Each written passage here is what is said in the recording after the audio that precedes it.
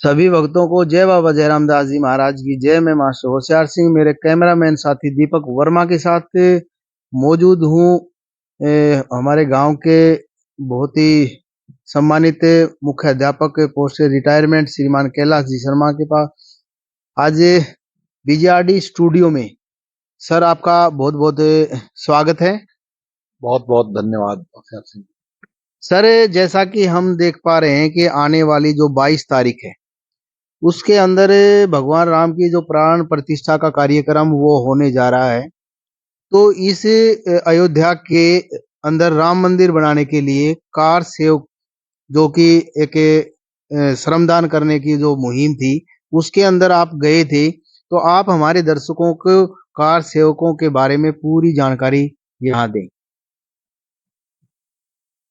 अक्टूबर 1990 आज से 33 वर्ष पहले भगवान राम के मंदिर की प्राण प्रतिष्ठा हेतु साधु संतों और धार्मिक संगठनों ने एक आह्वान किया था कि कार सेवा के लिए अयोध्या के लिए प्रस्थान करें। 30 अक्टूबर 1990 को कार सेवा प्रारंभ। उसके लिए अपने गांव पाली से भी हम 6 कार सेवक यहां से चले थे। उसमें स्वर्गीय विजयपाल जी, स्वर्गीय हनुमान सिंह यादव, स्वर्गीय बहादुर सिंह, महाराज गोवर्धन दास, महाराज सुरेशानंद और मैं। गांव ने बड़े ही उत्साह के साथ ढोल के साथ बाजा बजा करके हमें बस स्टैंड तक छोड़ने के लिए गांव के लोग आए थे और उससे पहले एक हवन का आयोजन किया गया था डेरा चौक पर। हम 23 तारीख को इसके लिए जाने के लिए चले थे। 23 तारीख शाम को हम चले क्योंकि राम रथ रोक लिया गया था बिहार में और फिर हम चलने के लिए तैयार होते उससे पहले ही बसें थी, बसों को रोक दिया गया, ट्रक वालों को बना कर दिया गया। फिर हम ट्रेन से सवार होकर के गए और ट्रेन में सवार होकर के दिल्ली के पुरानी दिल्ली रेलवे स्टेशन पर पहुंचे तो वहां पर भी गाड़ियों को बंद कर दिया गया, कैंसिल कर दी गई। पूरी रात हम सब कार सेवक, महेंद्रगढ़ के अन्य कार सेवक भी थे, लगभग 100 कार सेवक हम थे और सारी रात हम दिल्ली रेलवे स्टेशन पर समाचार पत्र बिछा करके सोए रहे। सुबह 9 बजे वो गाड़ी चली जो लखनऊ के लिए जाने वाली थी। सर जहां तक हम बात करें उस गाड़ी के अंदर कार सेवक मौजूद थे, क्या सुरक्षा की दृष्टि से उसके अंदर आपकी सुरक्षा के लिए कोई पुलिस वगैरह उसका इंतजाम था या नहीं था? पुलिस सुरक्षा की दृष्टि से नहीं, पुलिस हमें गिरफ्तार करने के लिए थी। उस समय मुलायम सिंह यादव ने कह दिया था कि परिंदा भी पर नहीं मार पाएगा। हम सवार होकर के चले तो कचेश्वर रोड पर पुलिस ने ट्रेन को घेर लिया चारों तरफ से और हमें गिरफ्तार करने लगी। हम भी, क्योंकि हजारों कार सेवक उस गाड़ी में थे, खचाखच गाड़ी भरी हुई थी, हम गाड़ी के सामने लेट गए। 4 घंटे तक हमने गाड़ी को वहीं कचेश्वर रोड पर रोके रखा। फिर गिरफ्तार करके हमें 7 बसों में बैठा करके और गाजियाबाद मजिस्ट्रेट के सामने पेश किया गया, जहां से हमें पुनः ले जा करके बुलंदशहर जेल में, अस्थायी जेल बनी थी, वहां रखा गया। 30 अक्टूबर को अयोध्या में गोलियां चली और उसकी बात बुलंदशहर तक भी पहुंची तो सभी कार सेवकों को वहां से रिहा कर दिया।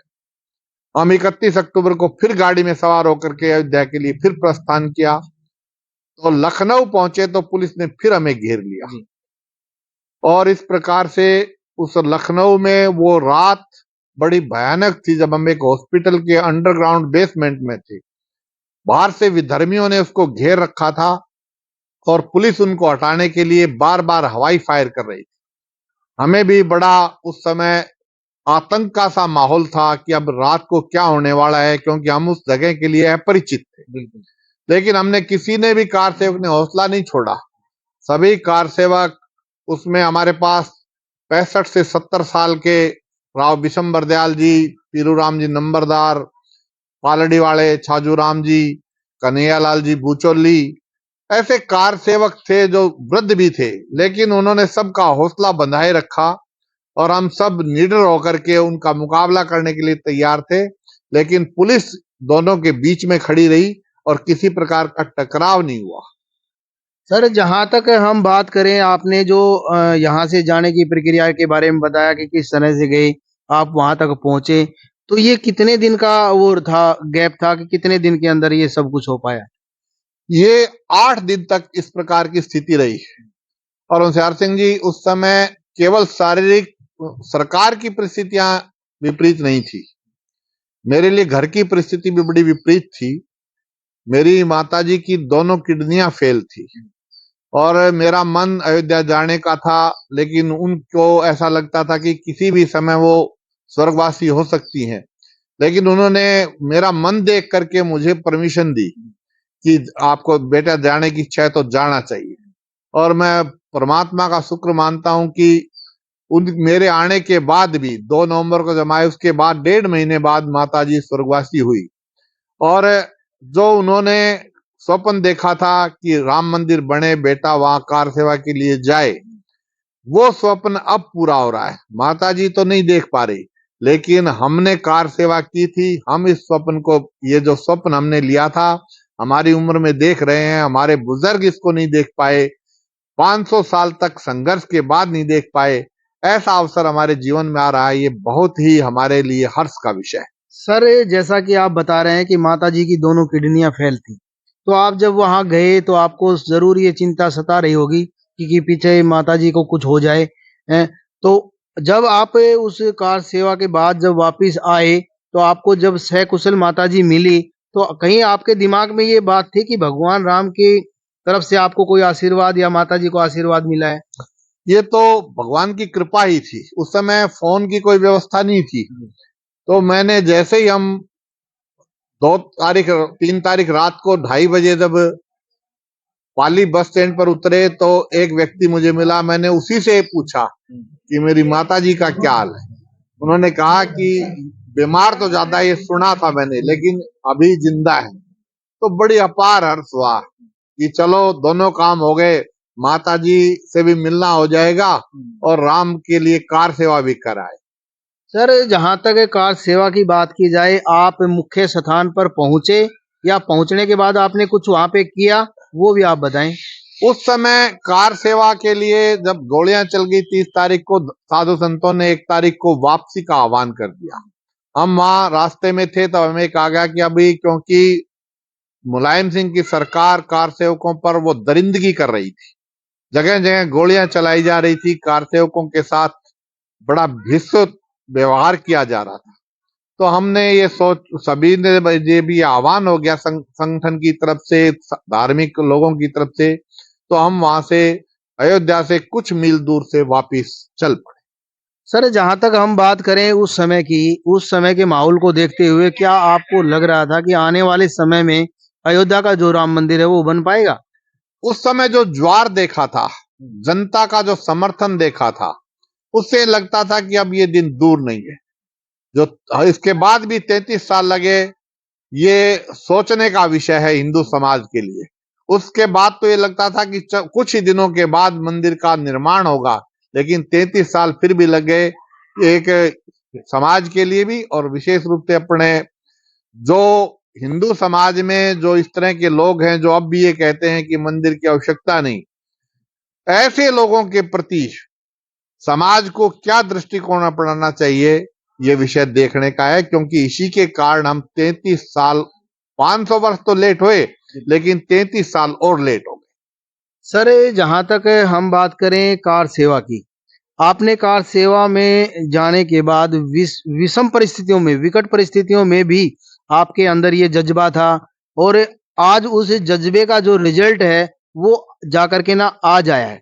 तो आज आपके मन में कितनी खुशी है कि आपने इसके अंदर जो योगदान दिया था, वो आज सफल हो पाया है? ये भगवान राम की कृपा रही कि 90 में मैं उस समय नौकरी करता था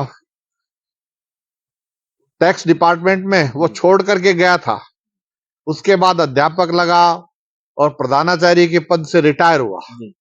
तो ये भगवान की कृपा हुई और आज इतनी खुशी हो रही है कि हमने इस दौरान जो 33 साल के दौरान सरकारी सेवा भी की और भगवान राम का आशीर्वाद से ही यहां तक पहुंचे, इसके लिए मुझे बड़ा अपार स्नेह। अपार स्नेह है। बिल्कुल, जैसा कि आपने सुना कि सर ने बताया कि बहुत ही विषम परिस्थितियों में घर में जब माताजी की दोनों किडनियां वो फेल हो चुकी थी, वो बहुत ही बिल्कुल अंतिम समय में थी, उसके बावजूद भी उनका जो लगाव था अयोध्या राम मंदिर के पक्ष में, वो बिल्कुल वहां गए और आज उनको इतनी खुशी हो रही है क्योंकि वो उनका भी एक अहम योगदान रहा है। सर, इस अयोध्या राम मंदिर के अंदर आपने अपना योगदान दिया और आज आप अपने सपनों को साकार होता हुए देख रहे हैं, तो आप एक आम जनता को, एक सनातनी को, एक हिंदू को क्या संदेश देना चाहेंगे? जब निधि समर्पण अभियान चल रहा था, उस समय मैं जिले का पालक के रूप में मैं जाता था। मैंने सैकड़ों गांव में मैं गया और हमारे जिले से 1 करोड़ 20 लाख रुपए निधि समर्पण के रूप में लोगों ने दिया। तो उस समय लोगों का जो स्नेह हम जाने वालों के प्रति था और राम के प्रति जो उनकी आस्था थी, वो देखने को बनती थी। और अब मैं ये कहूंगा कि अब अवसर आ गया है। आने वाले समय में जब भी समय मिले 22 तारीख के बाद अयोध्या अवश्य जाएं, भगवान राम के दर्शन करें और अपने परिवार को उस सरयू में जरूर स्नान करा कर लाएं। सर, जहां तक हम बात करें, जो आप जो ये वितरण कर रहे हैं, तो इस दौरान लोगों का क्या रुझान है, कितने खुश हैं, कितनी खुशी का माहौल है, वो भी आप हमारे दर्शकों को बताएं। प्रत्येक घर में जहां भी जाते हैं, बड़े हर्ष के साथ लोग हमारा स्वागत करते हैं। वो इंतजार कर रहे हैं। जाने में हमें देर हो रही है, लेकिन लोगों का जिस प्रकार की समर्थन मिल रहा है, वो अपने आप में एक बहुत ही प्रशंसनीय है। उसकी जितनी प्रशंसा की जाए कम नहीं है। और इससे लगता है कि हिंदू समाज एक रूप हो रहा है, समरस हो रहा है। सब जाति पाति के भेदभाव समाप्त हो रहे हैं। बिल्कुल, अयोध्या निमंत्रण जो पत्र है वो पाने के लिए हर व्यक्ति इतना ललायित है, इतना बेचैन है कि पिछले दफे जब हमने आपको न्यूज दिखाई थी, उसके अंदर एक बूढ़ी माँ है, वो रोने लगी थी और रोते-रोते उसने कहा था कि आज मैं बहुत खुश हूँ क्योंकि मुझे अयोध्या जाने का निमंत्रण मिला है। सर, इसके अलावा आप हमारे व्यूअर्स को कोई दिशा निर्देश देना चाहें, कोई विशेष आप कोई बात बताना चाहें तो बता सकते मैं तो बस यही कहूंगा कि अपने बच्चों को भगवान राम के बारे में बताएं, उनके आदर्श पर चलने के लिए कहें। और जो हमने सौपन लिया था कि सौगंध राम की खाते हैं, मंदिर वहीं बनाएंगे, वो पूरा हुआ है। ये हिंदू समाज के लिए गौरव का क्षण है। इसको बड़ी ही प्रसन्नता के साथ इस दिन को मनाएं। दीपावली से भी बड़ा त्योहार अपने घरों में मनाएं। बिल्कुल, दीपावली से भी बड़े त्योहार के रूप में मनाएं क्योंकि हम बहुत ही सौभाग्यशाली हैं कि हमारे जीवन के दौरान इतना बड़ा जो निर्माण कार्य है वो होने जा रहा है। भगवान राम की प्राण प्रतिष्ठा का कार्यक्रम आने वाली 22 तारीख को होने जा रहा है। इसलिए आप सभी से अपील है कि ज़्यादा से ज़्यादा संख्या में अपने घरों में दीपक जलाएं और इसको दीपावली से भी बेहतर मनाएं। आप सभी ने इस वीडियो को देखा, आप सभी का बहुत-बहुत धन्यवाद। बीजीआरडी न्यूज़ चैनल को लाइक करें, कमेंट करें और ज़्यादा से ज़्यादा इस न्यूज़ को शेयर करें ताकि भगवान राम का आशीर्वाद आपको मिले। जय बाबा जयराम दास जी महाराज की जय। जय श्री राम।